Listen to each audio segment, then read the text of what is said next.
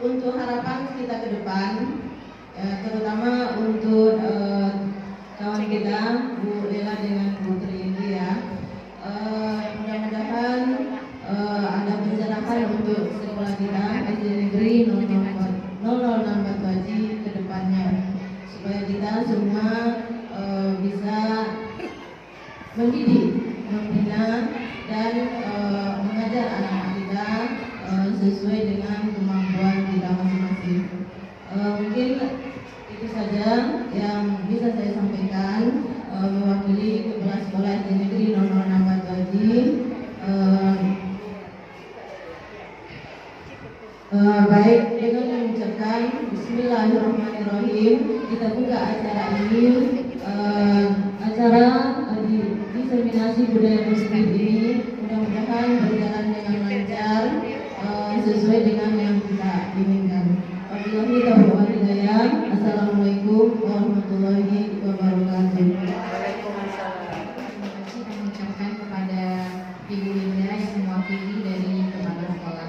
Acara selanjutnya yang akan disampaikan oleh Ibu kita, Ibu CGP kita, Ibu Tri Indriasati. Kepada beliau kita persilakan waktunya. Baik, kita masuk ke intinya. Diseminasi itu apa sih sebenarnya diseminasi itu? Ulang-ulang kita dengar diseminasi budaya positif. Diseminasi itu artinya sebenarnya untuk kita semua.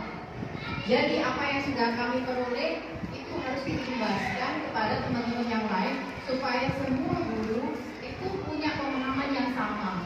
Nah, yang sekarang menjadi tren adalah diseminasi budaya positif. Budaya positif itu ini berawal dari banyak kejadian guru-guru yang berusaha untuk membetulkan karakter anak, tapi justru gurunya yang dibully. Ada guru SMA yang menyuruh muridnya sholat, malah jatuhnya guru itu ditunggu di luar sama muridnya, kemudian dibelasa di luar, dipukulin di luar. Ada guru yang menyuruh anaknya apa lupa itu matanya dicolok sampai buta. Ada banyak kasus guru di penjara gara-gara juga betulkan karakter anak. Nah, dari situ akhirnya muncullah bagaimana caranya supaya guru itu bisa membetulkan pemahaman atau karakter anak tanpa dua-duanya terlukai. Baik terlukai secara batin, kan ada anak-anak yang kalau dibilangin kemudian patah hati. Kalau dibiarkan berlarut-larut, kalau ditegur patah hati. Jadi bagaimana supaya tidak terjadi? Nah, ini yang sekarang lagi tren. Nah, yang akan dibahas di sini adalah satu, disiplin positif yang tadi saya buka sedikit.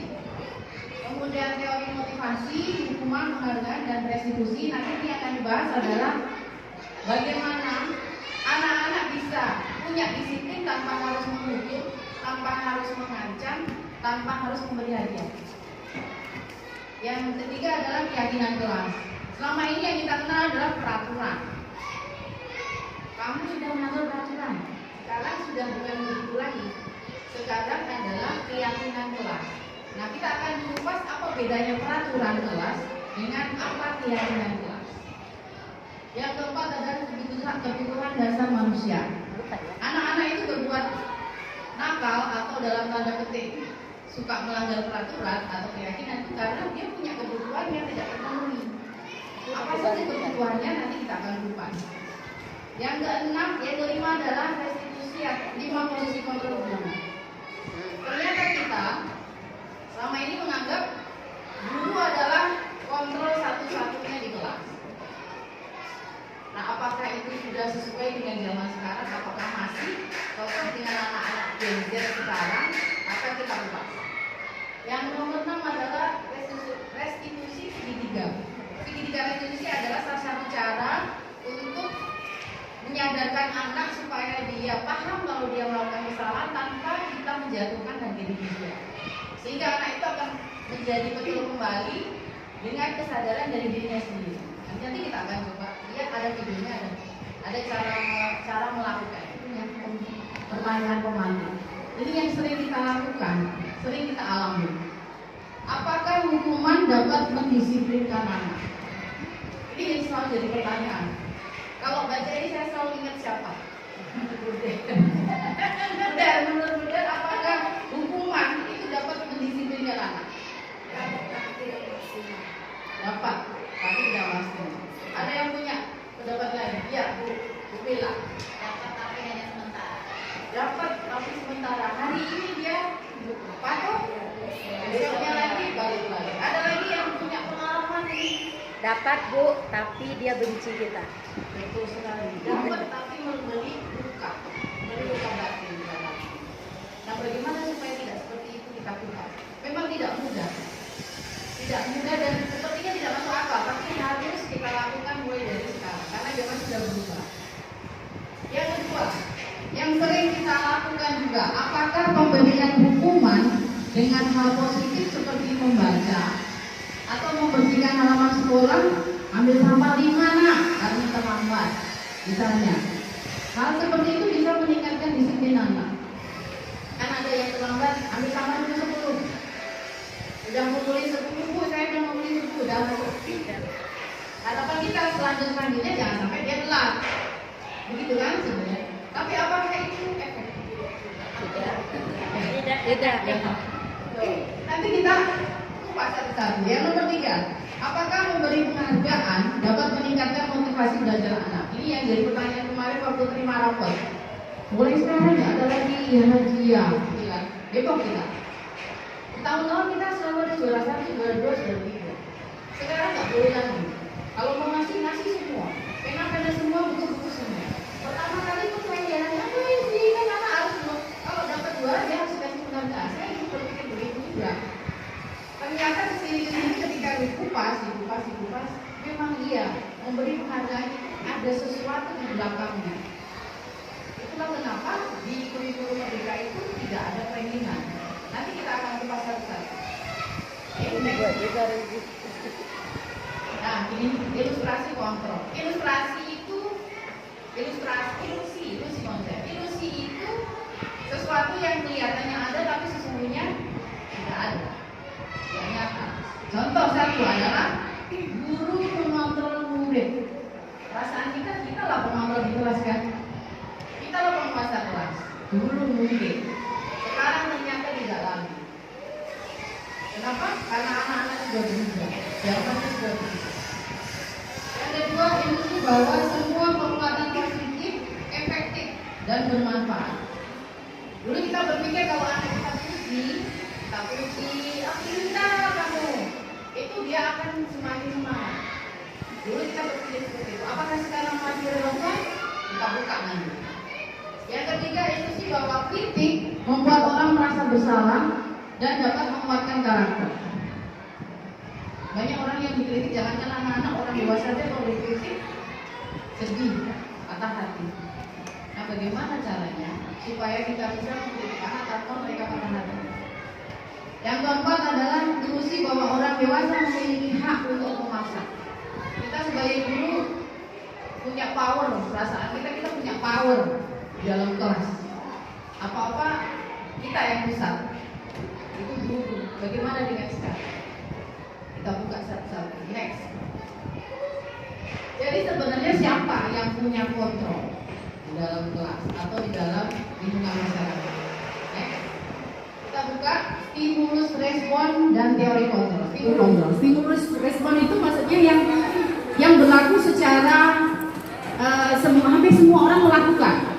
Stimulus respon. Contoh nomor 1 yang ada di sekitar kita mencoba mengubah orang lain agar berpandangan sama dengan kita. Ini biasa terjadi di sekitar kita, itu biasa. Mungkin saya juga sering melakukan. Contoh sederhana, orang Indonesia sudah banyak yang pandai secara politik gara-gara ini. Presidennya satu ini si A, satu si B. Dulu yang pemilu zaman dulu, kalau nggak A semua udah nggak saudara. Nah sekarang pemilu sekarang kita sudah pandai secara politik. Ya kamu, aku, seperti itu. Salah satu sederhananya. Nah itu stimulus respon. Teori kontrol ternyata kita tidak bisa mempengaruhi orang lain. Kita berusaha memahami pandangan orang lain. Dia punya pandangan, kita punya pandangan. Oke, yang contoh yang nomor 2, orang lain bisa saya kontrol. Terutama guru di kelas. Murid bisa saya kontrol. Ternyata tidak seperti itu. Di dalam murid sendiri, hanya murid sendiri yang bisa mengontrol dirinya sendiri. Kita marahin dia, sebentar dia baik, setelah itu dia balik lagi karena dia tidak mengontrol dirinya. Kenapa bisa begitu? Kita lihat di belakang. Yang ketiga, pemaksaan timbul pada saat rujukan gagal. Kalau udah dirujuk, masih juga akhirnya kita marah.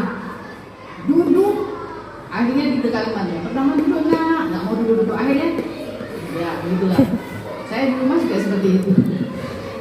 Itu biasa karena itu stimulus respon. Hampir semua orang melakukan. Nah, kita belajar dengan teori kontrol. Artinya, kalau udah ketemu anak yang dibujuk gak bisa, berarti harus bisa win-win solution. Karena kamu maunya apa? Kalau dia udah ngomong baru kita masuk win-win solution. Begitu. Kita buka lagi next. Jadi, apakah makna disiplin itu? Apakah memaksa anak untuk patuh itu termasuk disiplin? Next. Jawabannya adalah tidak. Jadi yang dia bagaimana? Next. Disiplin positif itu menumbuhkan disiplin yang didorong dari dalam diri anak tanpa hukuman, tanpa sogokan, tanpa ancaman, tanpa hadiah, dia mau melakukannya. Next. Caranya menggunakan aturan dan batasan yang jelas tentang apa yang boleh, apa yang harus dilakukan, dan apa yang tidak boleh dilakukan. Memberi batasan yang jelas. Next. Contoh. Ini tantangan buat kita semua, terutama ibu-ibu yang punya anak SD. Bangun tidur susah mandi, susah pakai baju, susah cepat. Sementara maknya harus cepet-cepet jam 7 harus sampai sekolah. Ini sering dialami kita ibu-ibu. Bagaimana membuat anak disiplin positif, mengerti sendiri, bangun tidur, langsung mandi, langsung pakai baju, langsung sarapan, tanpa harus kita apa-apakan. Kemudian dia, nanti bedanya adalah kalau dari dalam diri sendiri dia akan semangat, dia akan rajin tanpa disuruh, tanpa merasa takut dengan kita. Sama dengan anak-anak di sekolah, dia akan datang ke sekolah, mengerjakan tugas dengan baik, belajar dengan baik tanpa merasa takut dengan dirinya. Dan ini tantangan besar untuk kita untuk membuat anak seperti itu. Sepertinya tidak masuk akal, tapi sudah waktunya kita mengupdate diri untuk menjadi seperti itu. Oke, next. Salah satu caranya adalah dengan nilai-nilai kebajikan. Apa sih nilai-nilai kebajikan? Nilai-nilai kebajikan adalah sifat positif manusia yang merupakan tujuan mulia yang ingin dicapai oleh setiap individu. Bahasa sederhananya yang kita punya adalah profil pelajar Pancasila. Itulah yang ideal. Nah, bagaimana yang ideal ini menjadi kenyataan di dunia nyata? Next. Budia sudah ngantuk ini kayaknya. Ayo kita ice breaking dulu Budia. Bapak Ibu nanti ikutin next. Di sini Bu.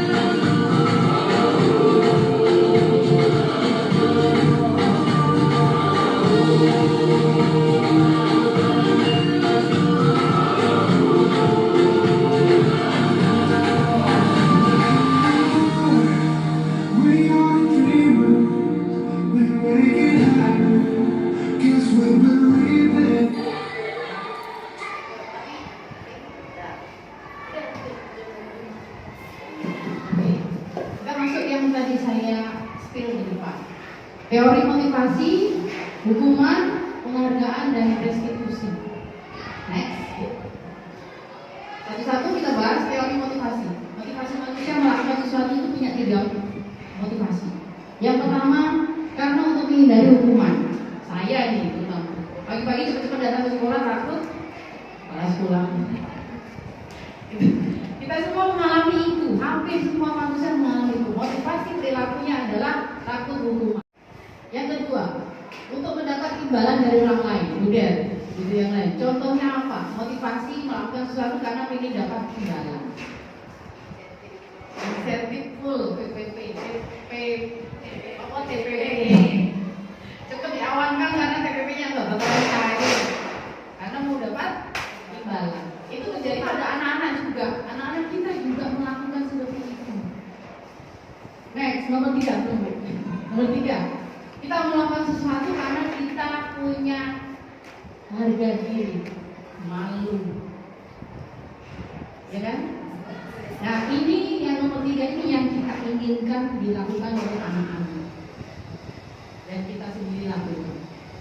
Kita berangkat ke sekolah bukan karena takut jam dan bukan karena takut kepala sekolah, tapi karena kita mau jadi kita ini loh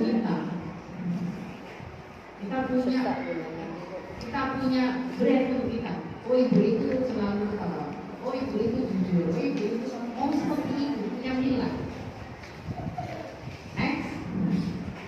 Nah ini tentang hukuman. Ternyata resiko hukuman itu punya resiko. Satu hari anak itu diam, kita kasih hukuman kemudian dia patuh, tapi ternyata dia efek panjangnya adalah dia punya resiko. Apa resikonya? Hukuman itu biasa disebut konsekuensi. Apa resikonya? 1, kemarahan. Dia tidak marah di depan kita, tapi di belakang dia marah. Bangkang. Di depan kita dia patuh, tapi di belakang dia bangkang. Dan keinginan untuk membalas dendam yang SMP, SMA. Tengok ya, apalagi gurunya muda. Habis lah sudah nanti di rumah. Terlebih lagi hal ini mencontohkan penggunaan kekuasaan dibandingkan akal sehat dan memutus hubungan penting antara orang dewasa dengan anak. Ini bahaya. Ternyata hukuman itu efeknya luar biasa. Next.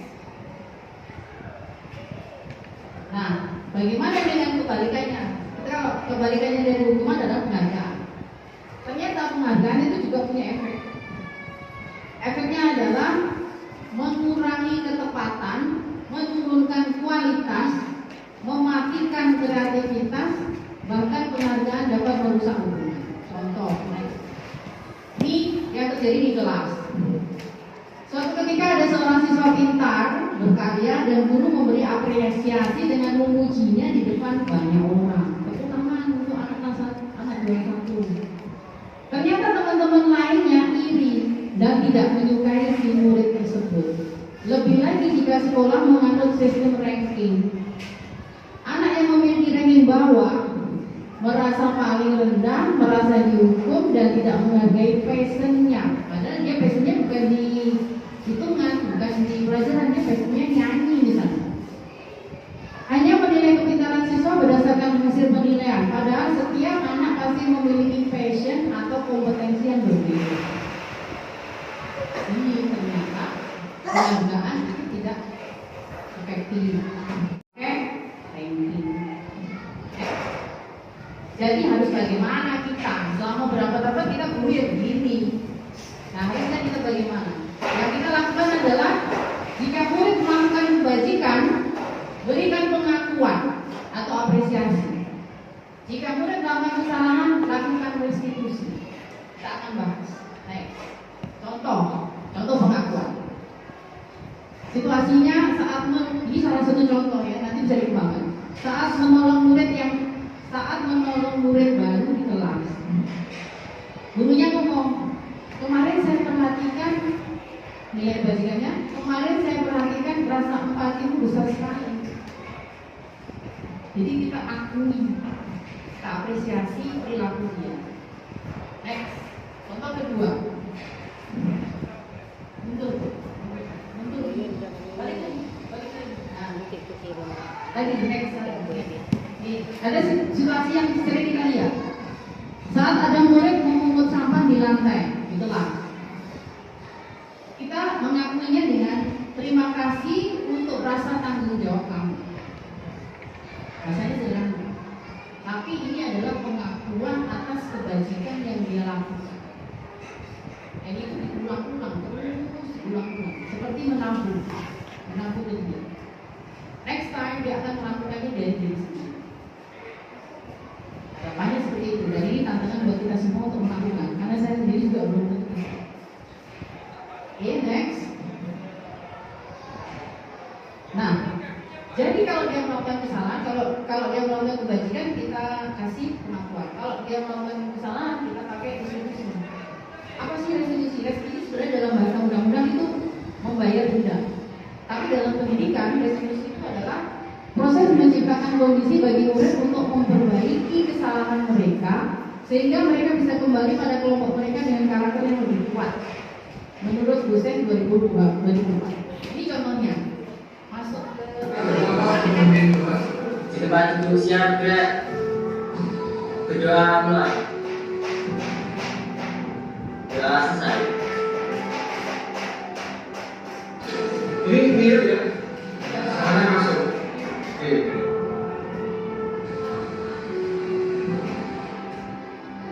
Dan dua siapa?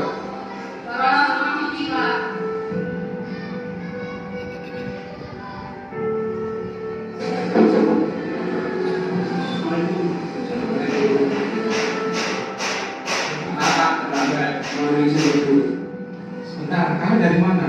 Jujur. Maaf Pak, dari kami. Maaf Pak. Ini kan belum jam istirahat. Apa ya? Iya Pak, tadi kami belum sempat sarapan.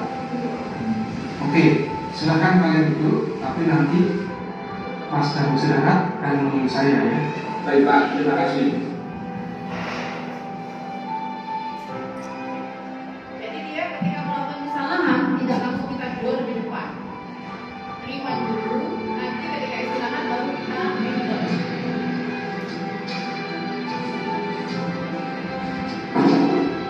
Ya, masuk. Waalaikumsalam. Bro, kalian begini. Masuk. Duduk. Silakan. Mariel, Rigi, coba kalian ceritakan kepada saya kenapa kalian tadi hadir dan terlambat masuk jam dasar saya. Nanti jam 0 Pak, karena sama Pak belum sarapan, jadi saya mengajak Gigi pergi ke kantin. Benar, Del? Benar, tapi versus dengan kerjakan kok. Benar Pak, kata Gigi. Baiklah, Bapak di sini Ini tahap bukan ingin menyalahkan apa kalian. namanya identitas. Bapak Jadi ingin kita kita supaya mencari dia penyelesaian sudah masalah ini merasa secara rendah diri bersama-sama karena dan melakukan baik. kesalahan. Jadi kita Bapak terima maaf, kesalahannya. kalian ke kantin karena lapar dan belum sarapan. Kalian sudah tidak akan berani ke kantin jika tugas kalian belum kalian kerjakan.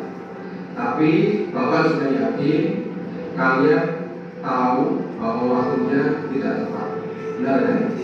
Apa? Sekarang mari kita bicara tentang keyakinan kelas dan keyakinan sekolah kita.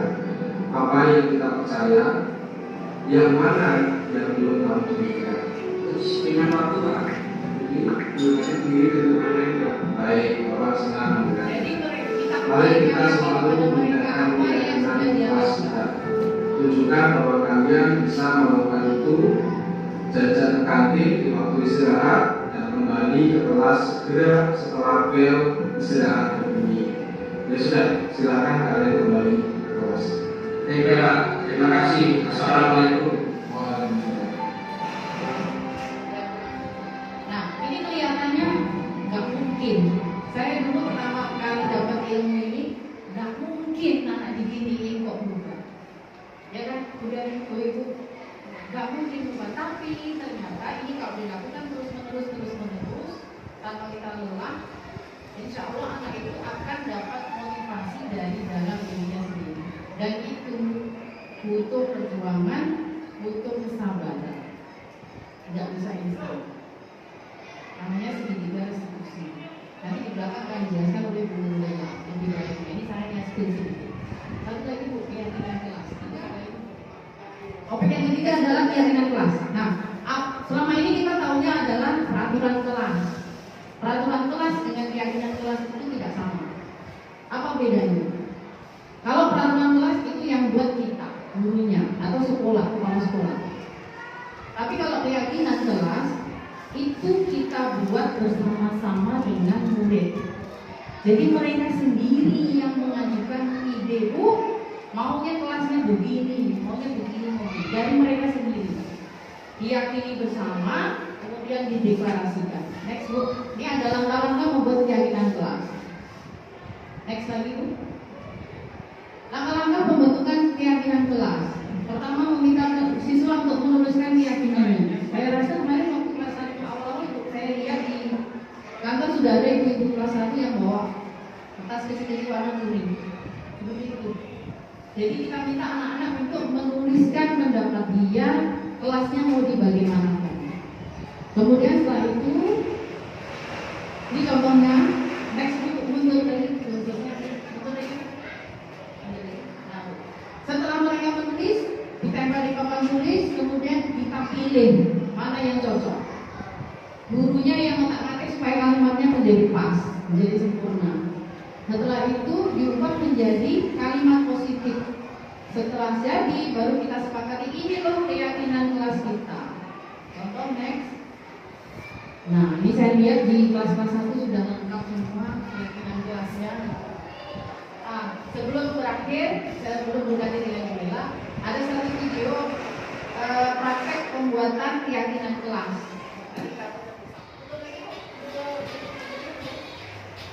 Jadi ini cara membuat keyakinan kelas. Rupanya ada langkah-langkahnya. Yang pertama, ajak anak-anak untuk menuliskan apa yang dia inginkan di kelasnya. Setiap anak bebas menulis apa saja. Ajak siswa untuk menuliskan segala macam peraturan yang selama ini mereka ketahui. Setelah itu ditempel. Tempel bebas tanpa kita sortir, tempel semua. Setelah selesai, baru gurunya turun tangan. Kita arahkan mereka mengklasifikasikan peraturan yang memiliki persamaan. Persamaan maksudnya mirip-mirip, kita kumpulkan yang mirip-mirip.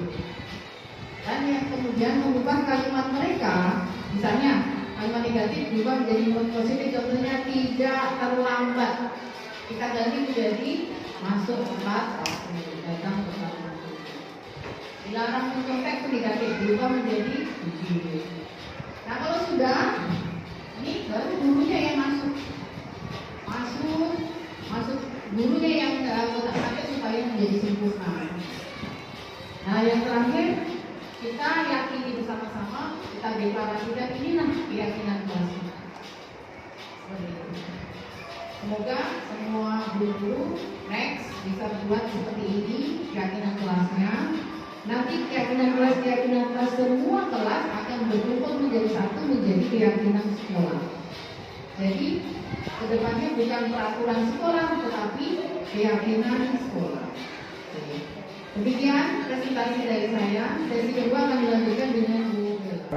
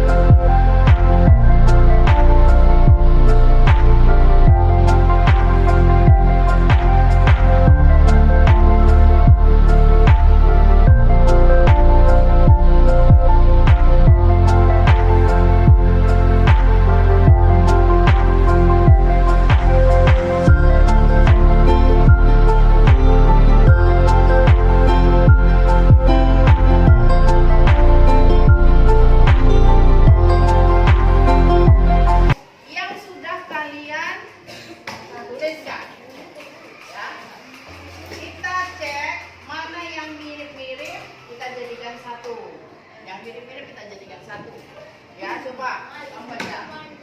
Tidak boleh bising. Nah, tugasmu nanti bising sini ya. Bising. Tidak boleh ganggu teman. Tidak boleh ganggu teman dengan tidak bising sama nggak?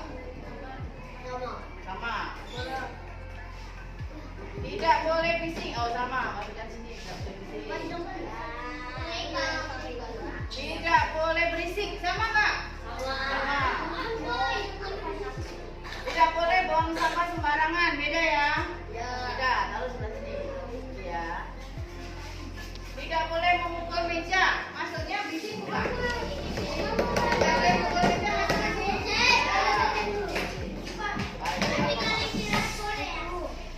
jangan berkelahi di kelas. Beda ya?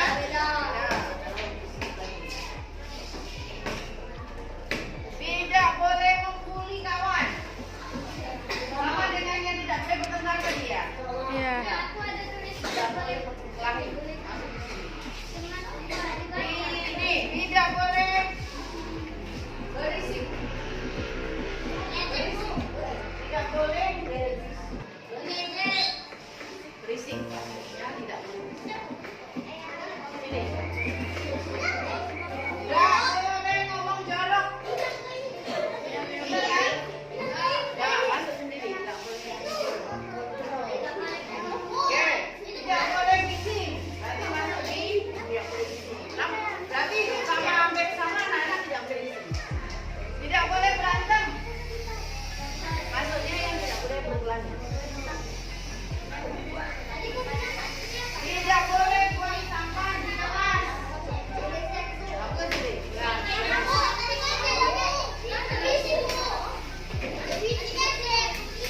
Ya. Itu masuk bising. Gak boleh bising. Oh, ini sama. Kok semuanya gak boleh bising? Sabar ya. Gak boleh bising, paham?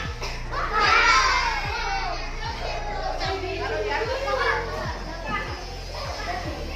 Tidak mau nyontek. Nah, ini bagus. Taruh sebelah sini. Tidak boleh makan. Maksudnya tidak boleh makan. Tidak bising saat belajar. Tuh, taruh di atas. Ini yang cewek. Menjaga kebersihan kelas. Bagus. Tidak boleh buang sampah sembarangan. Saya nggak mau ada yang bermain atau bising di jam pelajaran. Taruh di atas. Nggak nyampe. Tidak boleh nyontek pas ujian. Mana dia? Kenapa? Tidak boleh bising. Banyak yang tidak suka bising berarti ya. Oke. Tidak boleh nyontek. Tidak boleh nyontek. Mana? Sini ya. Tidak mau kotor. Nah, tidak mau kotor masih mana? Ini. Menjaga kebersihan kelas. Ini yang nggak buang sampah sembarangan. Tidak berisik. Masuk-masukkan aja di situ. Saling menghargai teman. Nah, ini baru keren. Udah. Menghargai teman itu maksudnya tidak berantem ya. Maksudnya tidak berantem. Tidak berantem. Ini langsung tuh poin. Tidak berantem. Jujur. Keren. Tidak bisik di mata pelajaran. Maksudnya tuh tidak nyontek aja. Menjaga kebersihan, paham?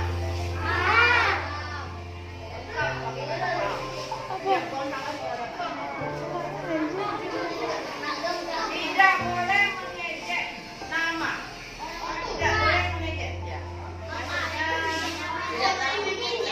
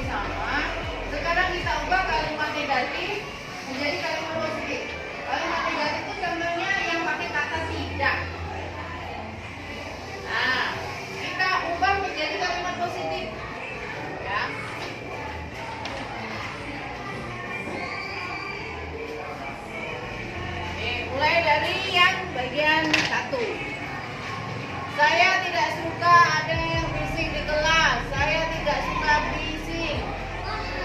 Ini kebanyakan ngomongin tidak suka bising. Tidak suka bising. Kalau dijadikan kalimat positif, kalimat bunyinya apa? Belajar dengan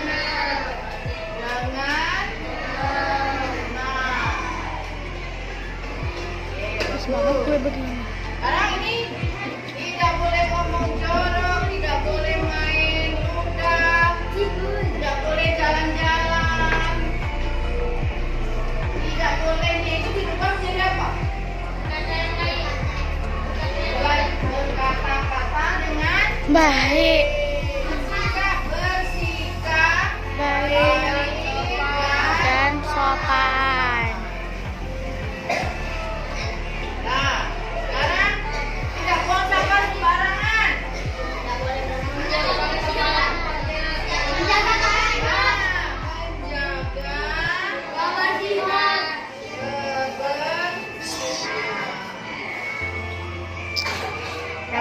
Pegel lagi. Tidak boleh nyontek. Nah, Jujur. Nah, menjaga kejujuran. Ada lagi satu tadi apa ya? Tertib. Menjaga ketertiban.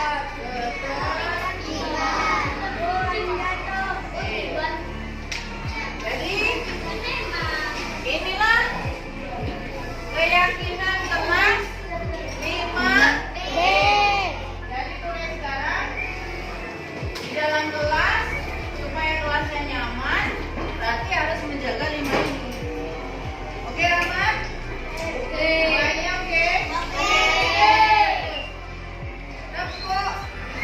Keren. Keren. 1, 2, 3. Tepuk keren.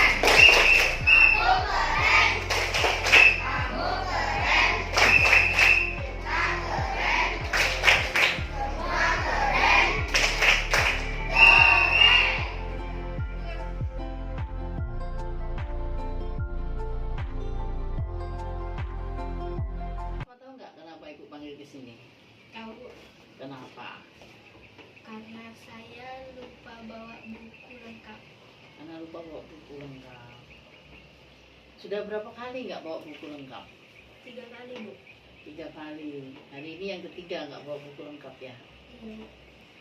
Nah, nggak apa-apa. Ibu pun juga pernah lupa juga. Teman-temanmu juga ada yang lupa kayak kamu gitu. Hanya saja, ini di sini Ibu bukan mau menyalahkan, bukan mau menghukum, tapi kita mau nyari penyelesaian supaya besok-besok nggak lupa lagi. Ya. Kenapa lupa bawa buku? Karena saya malam bantu mama jagain warung, Bu. Kalau malam bantu mama jaga warung. Mama kemana kalau kamu yang jaga warung? Mama lagi jagain adik-adik saya, Bu. Mama jagain adik-adik. Adiknya ada berapa? Ada 2, Bu. Ada 2. Jadi mama sibuk ngurusin adik-adik, kamu bantuin jaga warung. Bagus tuh itu. Nah, karena nggak bawa buku berarti kan nggak bisa belajar, ya kan? Ketinggalan. Terus keyakinan kelas apa yang kamu langgar dengan nggak bawa buku ini? Harus bawa buku lengkap sesuai jadwal. Harus bawa buku lengkap sesuai jadwal. Sementara kamu lupa, ya. Jadi besok-besok gimana? Supaya nggak lupa lagi bagaimana? Sebelum saya menjagai warung, mama saya harus tengok tas saya tas saya agar bukunya lengkap semua. Memastikan bukunya sudah lengkap dulu baru jaga warung, ya. Jadi mulai besok malam-malam disiapin dulu baru jaga warung. Itu deal? Deal. Oke, udah. Besok jangan pulang lagi ya.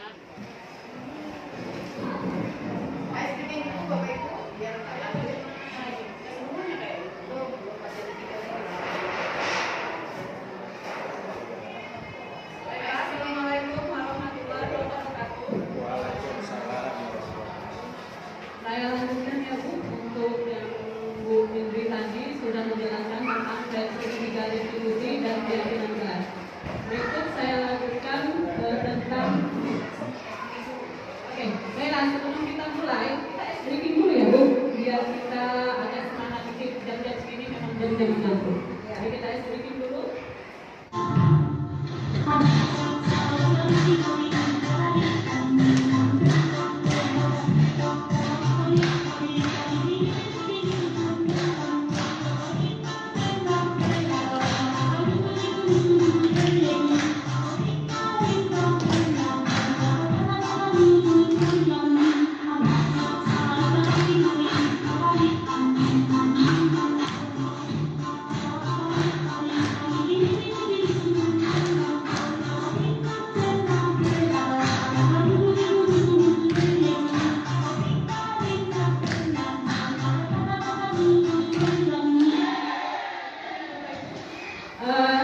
Yang sekarang kita lanjutkan diseminasi budaya positif ya. Saya dari calon guru penggerak angkatan 11. Sebelum kita mulai materi berikutnya, misalnya SDG berikutnya ya, tapi di sini kita menghitung. Di sini ada sepatu ada 3 pasang, tuh jumlahnya 30. Ini tambah anak 2 tambah sepatu jadi 20. Yang berikutnya ada burger 2 tambah anak 1 jadi 13. Nah sekarang berapa total? Pertanyaan yang keempat. Sepatunya ingat ya, sepatunya hanya 1. Sepatunya 5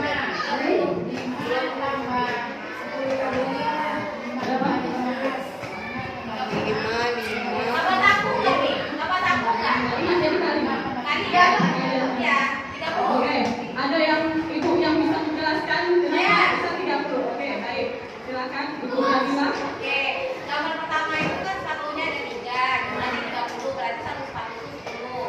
Gambar kedua 1 10, tambah lagi 2 anak, totalnya 20, berarti anak 55 tambah 10 20.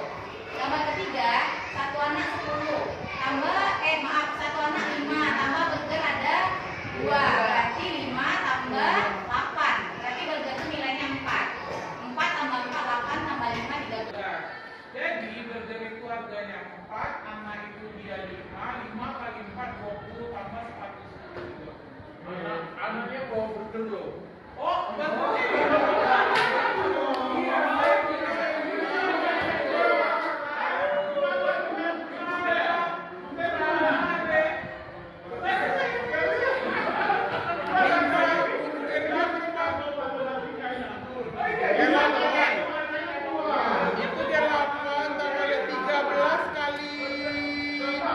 13 kali 4. Sepatu berapa nilainya?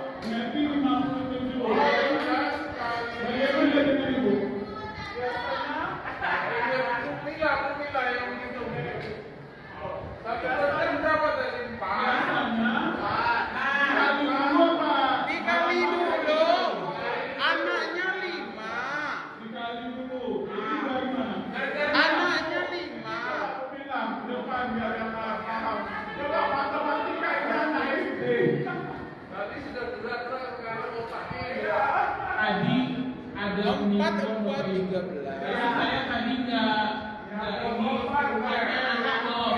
Dihitung sepatunya juga ada 2. Oke, jadi kita pakai prinsip nggak tahu kali bukan 31 ya. Oke, kita hitung ya udah sama udah. Ya. Pertama burgernya ini 4. Ya. 4 ya. Ya. Nah, si anak ini kan tadi nilainya 5. Si 5 dia bawa burger 2, berarti 8 tambah 5 13. 13 kali 5. 5 kali 3 kan 5. Saya 31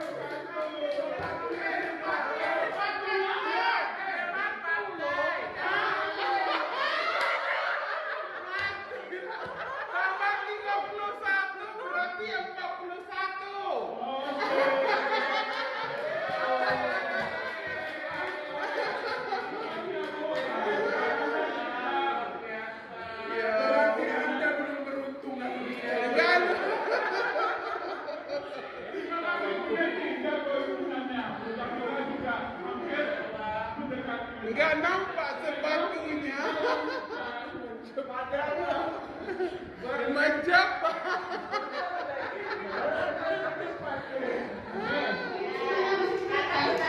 Oke, lingkaran 5 kebutuhan dasar manusia.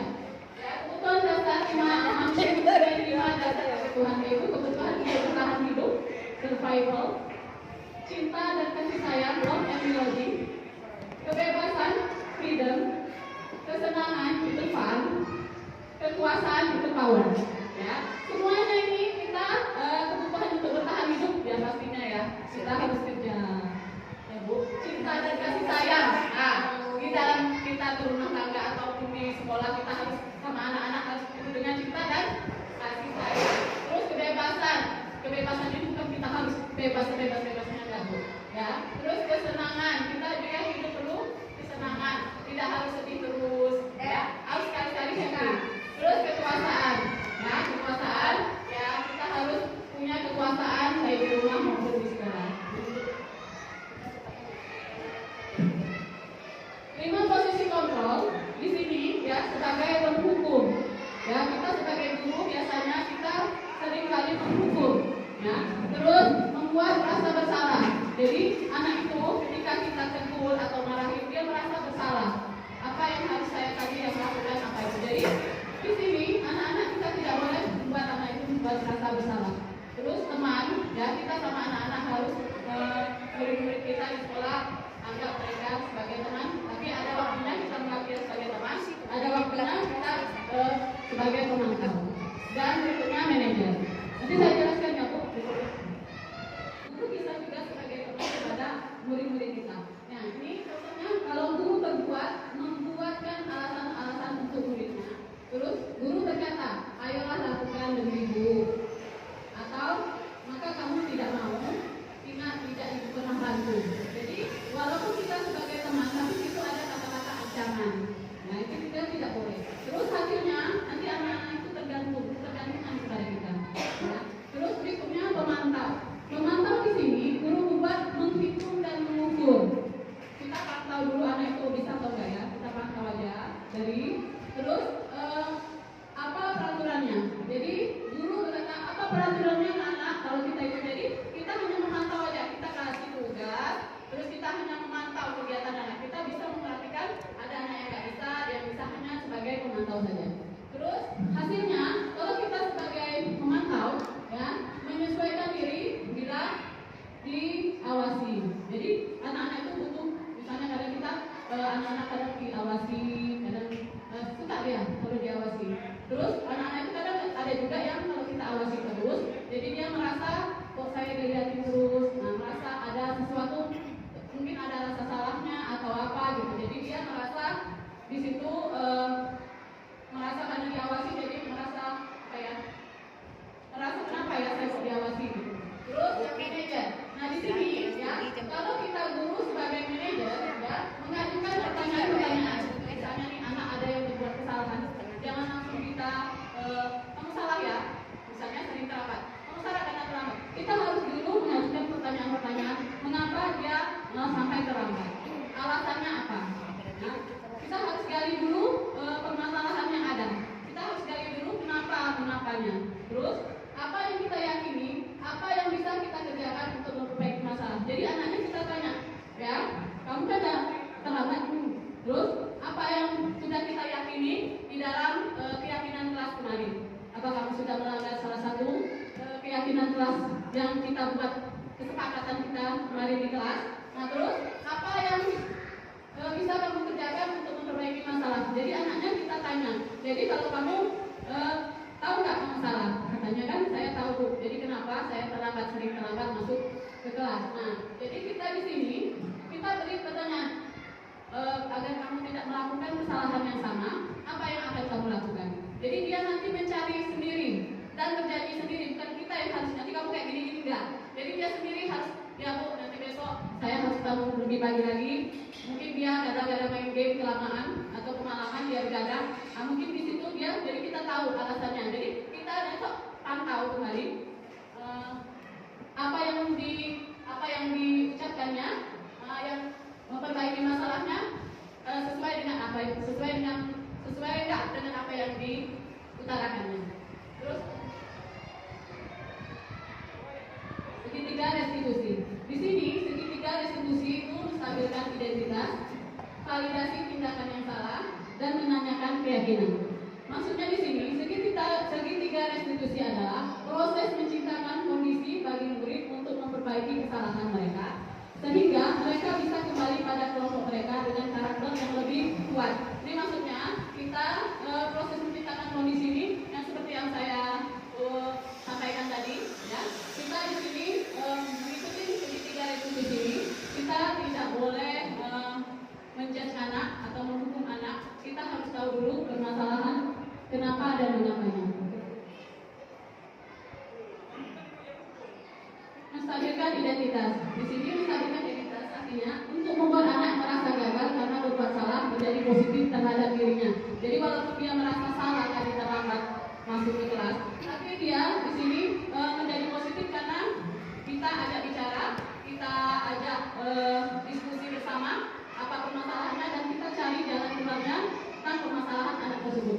Nih, contohnya guru kata berbuat salah itu hal yang manusiawi. Contohnya seperti itu. Kita bisa jangan kita bilang kamu terlambat terus. Jadi contoh teman-temannya. Ibu capek lihat kamu terus terlambat terus. Nah, jadi kita di sini harus menguatkannya. Ciptakan kata-kata yang positif. Seperti contohnya berbuat masalah itu hal yang manusiawi. Tidak ada manusia yang sempurna. Terus Bapak Ibu juga pernah berbuat salah. Kita juga nggak apa-apa, nak. Ibu juga berbuat masalah. Pernah juga. Solusinya bagaimana agar kamu tidak terlambat lagi. Seperti itu. Kita pasti menyelesaikan permasalahan ini. Boleh dengan Bapak Ibu tidak tertarik untuk mencari tahu siapa yang benar, ya. Siapa yang salah. Bapak Ibu lebih tertarik untuk menyelesaikan masalahnya. Terus boleh dengan kata-kata kalau kamu menyalahkan dirimu sendiri terus, apakah kamu bersikap baik pada dirimu sendiri? Nah, kata-kata guru ini bisa kita pakai untuk menstabilkan identitas dalam pemecahan masalah segitiga restitusi. Validasi kebutuhan. Di sini yaitu membantu siswa mengenali basic need atau kebutuhan yang diinginkan dipenuhi ketika melakukan kesalahan itu. Pada dasarnya, setiap tindakan manusia tujuannya adalah memenuhi basic atau dasarnya. Apakah itu power, kekuatan, atau itu freedom, itu kebebasan atau love and belonging, ya, cinta dan kasih sayang, fun atau survival, ya, atau kesenangan. Jadi di sini dalam pasal validasi kebutuhan, guru bisa berkata, kamu bisa saja melakukan hal yang lebih buruk, tapi kamu tidak melakukannya kan? Terus kamu pasti punya alasan mengapa melakukannya. Jadi kita di sini validasi kebutuhan ini kita tanyakan permasalahannya apa. Terus apa yang penting bagi kamu? Boleh kita gunakan itu? Atau kamu boleh tetap berusaha menjadi sikap itu, tapi tambahkan sikap yang lain, yang baru. Maukah kamu belajar cara lain untuk mendapatkan yang kamu butuhkan tanpa harus memukul? Misalnya anak berkelahi, terus disenggol sedikit, dia emosi tinggi, ya, pukul lagi. Jadi kan kalau saling pukul-memukul, jadi nggak akan selesai masalahnya. Makanya kita panggil, kita tanya permasalahannya apa. Terus apakah kamu bisa melakukan lebih baik besok lagi? Nah, jadi di sini kita tekankan anak bagaimana dia kesalahan itu tidak diulangi lagi. Tapi anak sendiri yang menentukan apa yang akan dia lakukan. Kita tidak boleh yang dari kita sendiri yang menjadikan kamu harus kayak gini, besok ini. Jadi kamu nggak boleh lagi. Jadi ini kesadaran diri sendiri aja. Kesadaran anak itu bahwa dia sudah berbuat salah dan dia harus mencari solusinya agar apa yang akan dia lakukan agar tidak melakukan hal yang sama. Oke, menanyakan keyakinan. Di sini anak melihat kesalahannya dihubungkan dengan norma sosial dan nilai-nilai yang mendasari manusia berinteraksi dengan orang lain. Nah, di sini bisa ya dalam menanyakan keyakinan, guru bisa berkata apa nilai yang kita percaya di kelas atau sekolah kita, nilai-nilai universal apa yang telah kita sepakati, kelas yang ideal itu seperti apa. Jadi anak-anak kita tanyakan maunya dia kelas ini maunya seperti apa. Menurut kalian ideal kelasnya ini seperti ini. Idealnya kalian mau dibuat apa kelasnya?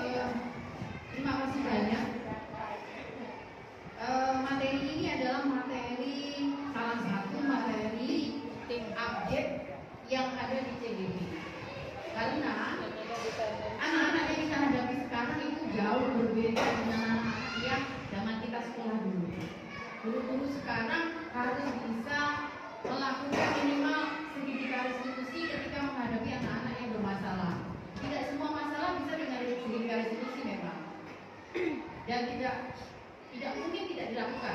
Ya bisa dilakukan walaupun kita menganggap sekarang itu hal yang dengan fasilitator dan mengajar praktik pun saya dalam hati ngomong nggak mungkin. Karena yang kita hadapi di lapangan itu anaknya macam-macam dengan segala karakter. Ada yang kita kasih segitiga restitusi, bukannya masuk di kepala dia malah menganggap enteng, ada.